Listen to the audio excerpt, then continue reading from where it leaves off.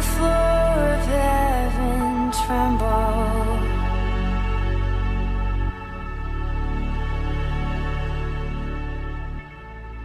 As you breathe. Hey guys, my name's Kez. I'm just going to share my testimony about what God's done in my life, and give you a little bit of an insight about that. So I always grew up in a Christian home, had Christian parents. My brother was a Christian. We always went to church every week, and we actually enjoyed going to church. I had a lot of friends at church and was involved in the youth as well, and I was hoping to be a youth leader until a few things happened in my life when that sort of stopped. But to start off with, I moved over from South Africa with my family in year 2, and ever since then I've been really good friends with this one girl who's sort of helped me through life and that sort of stuff, but that's a later part. So through primary school I sort of didn't feel like I fit in with any of the friends that I had. I was a part of the girls group that I guess you could call the cool group in primary school, but again didn't feel like I belonged or like I was good enough or pretty enough or sporty enough or whatever. And that was a really big theme from year 4 onwards. And then I hit year 6 to year 7 when my parents decided to get me braces, and that's when a lot of the major bullying started. So I was called any name you could think of under the sun, and that was really hard because that was coming from the people I called my friends.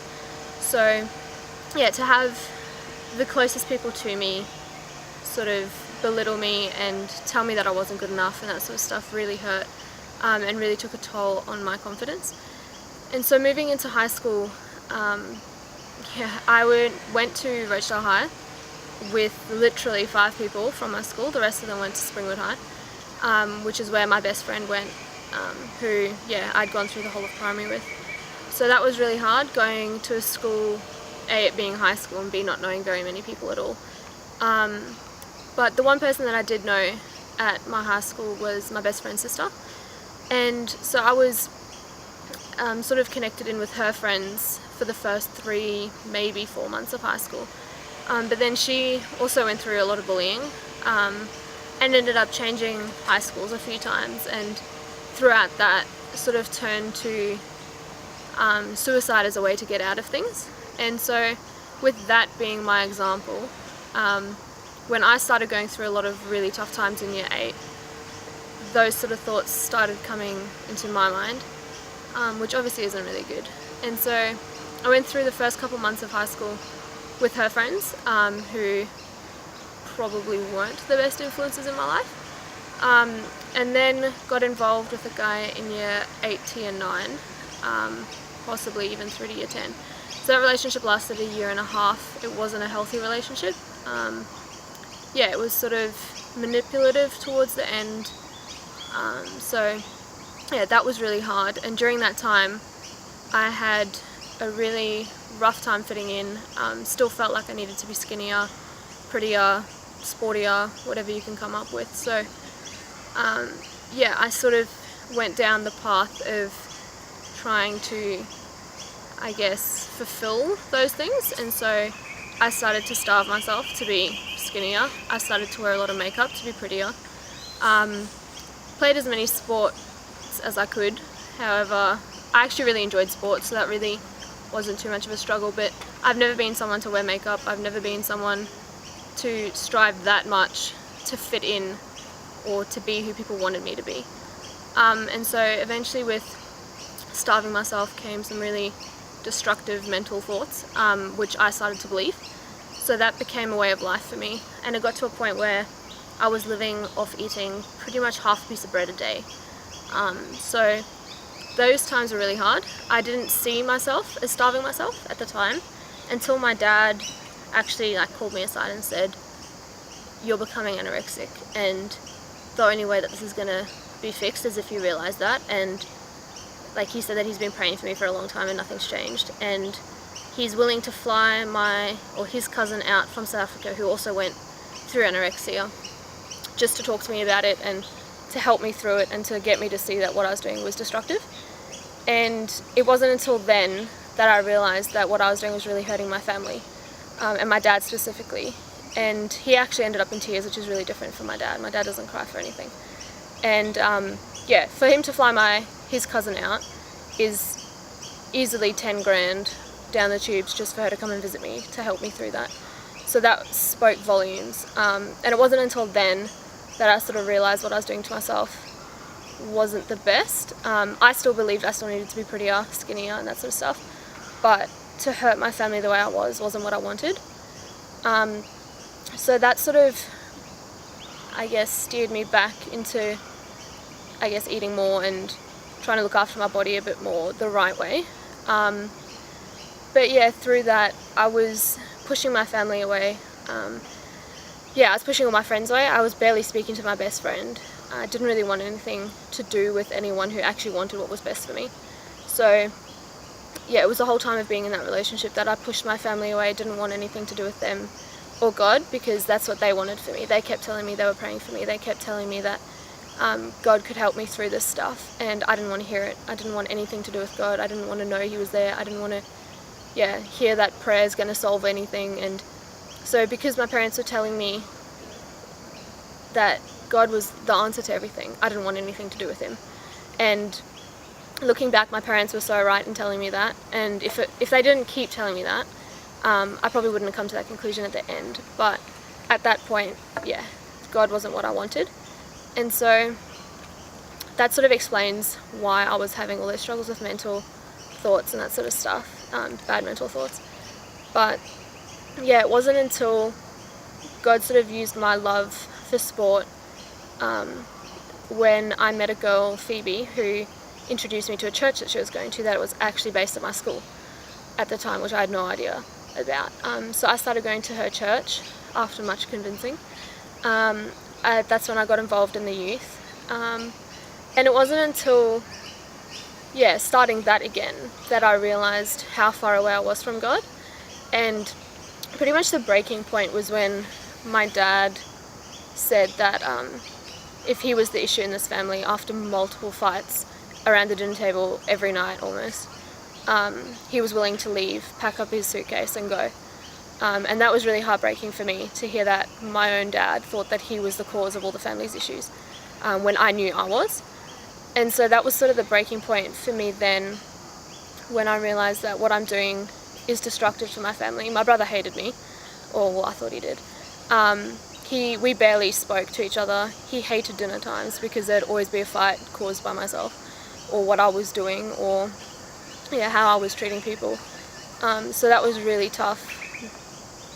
I'll never forget that moment when I sort of actually realised that it was me that was destroying my family.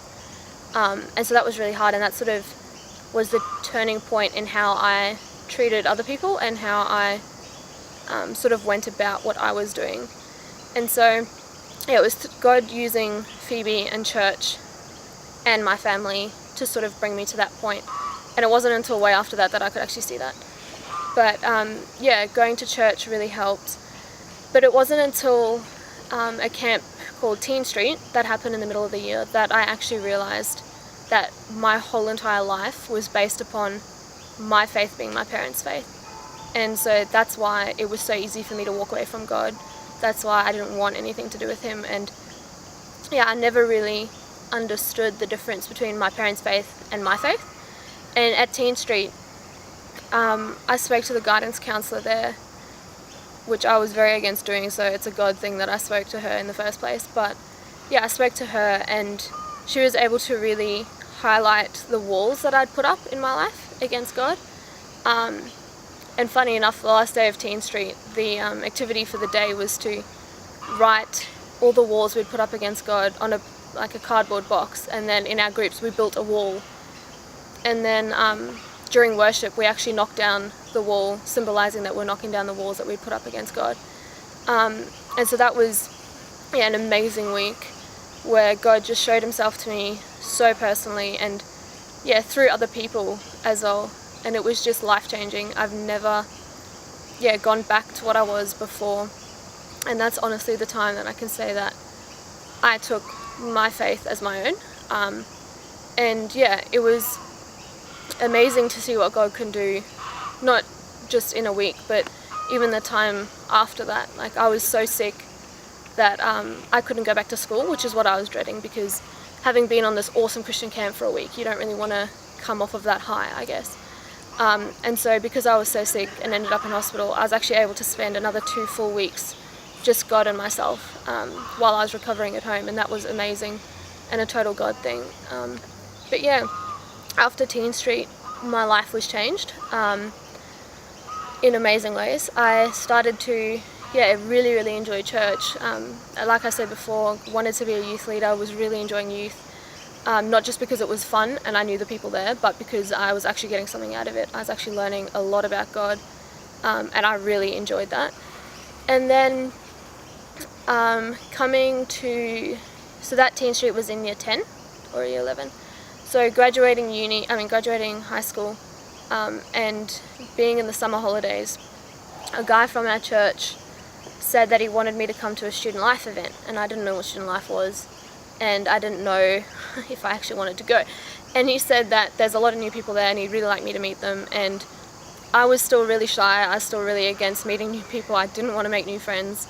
I knew I'd be the only person in the room that like didn't know anyone else, or I thought I was the only person in the room that didn't know anyone else. And so I was really against going, and he kept pestering me about it, typical to him.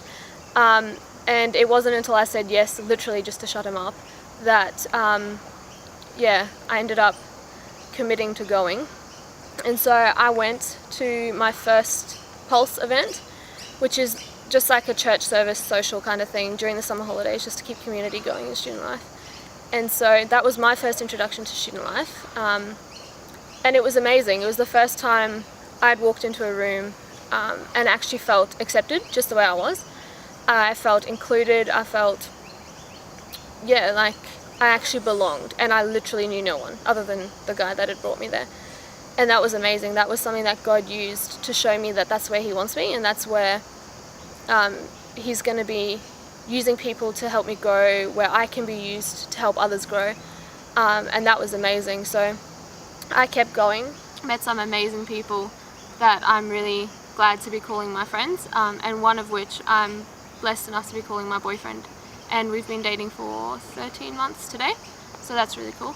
And the reason that I actually say that is because the whole story of my testimony is that God's brought me from thinking I was a Christian, now knowing that it was just my parents' faith, to not wanting anything at all to do with him, to now Jacques and myself, my boyfriend and I, actually considering doing mission work with student life when we graduate. So that's sort of the overarching theme of my testimony. But through student life, God's been able to grow me immensely. I remember joining student life and being like, I'm so glad to be in this community, and then they told me that it sort of suggested that I go out and do evangelism, and I was like, yeah, no, I'm out the door. Like, I don't want anything to do with evangelism at all.